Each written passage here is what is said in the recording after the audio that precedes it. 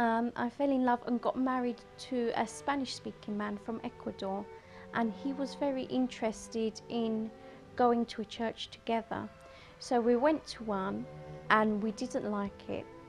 And a friend of mine, whose child that I teach she's from Colombia, I was telling her about it, and she's a member of La Luz del Mundo. So she invited me to come. And after a few times of going, I started to ask questions. Why do the ladies dress with long skirts, cover their heads? And we went through passages in the Bible, and I thought, this is really good, because they're actually doing what the Bible is asking you to do. So I decided that I was going to go regularly and hopefully become a member.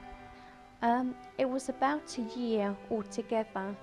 And it was a very easy decision to make, because the church had welcomed me with open arms, but it was also a very serious decision to make, knowing that I'd be the first British member of the church, and what a responsibility that would be for me.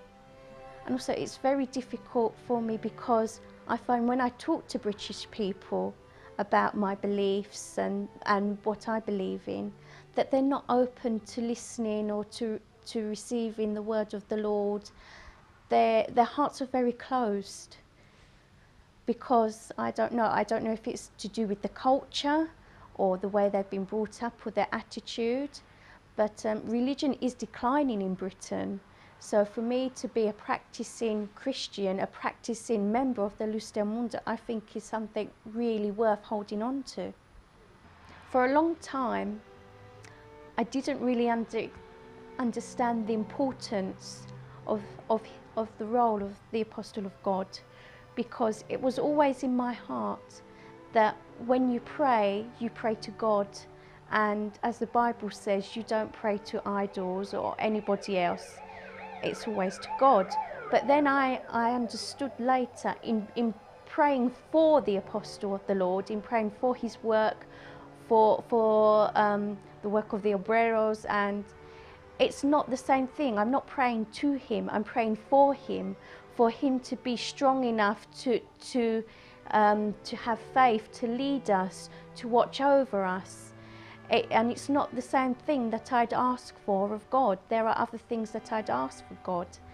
And just looking at all the works that he does, he surely is a holy person. When you look at how big his heart is, how generous he is, there's no way you can look at him and say, no, he's not who he is. I feel truly blessed that I know of him and have seen him on television, actually seen him here in England. He came to visit us once, and it was such a blessing for him to be there.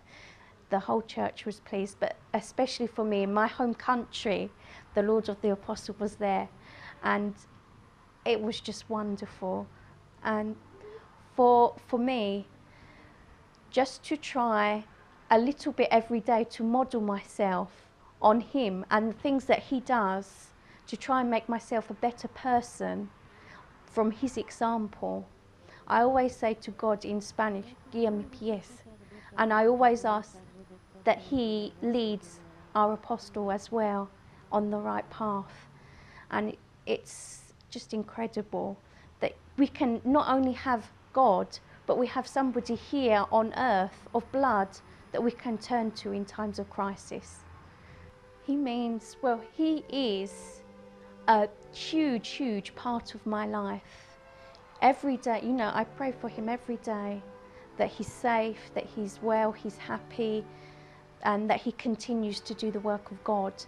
And for me to have somebody like that in my life is so important, to have this leader that can lead us through the right path, because there are times when we're human, we all make mistakes, we all sin, we all ask for forgiveness. But to have that shining example of how a brother or a sister should be in the church is so important. And words cannot describe it. You can't describe what he feels to you, because there are not words.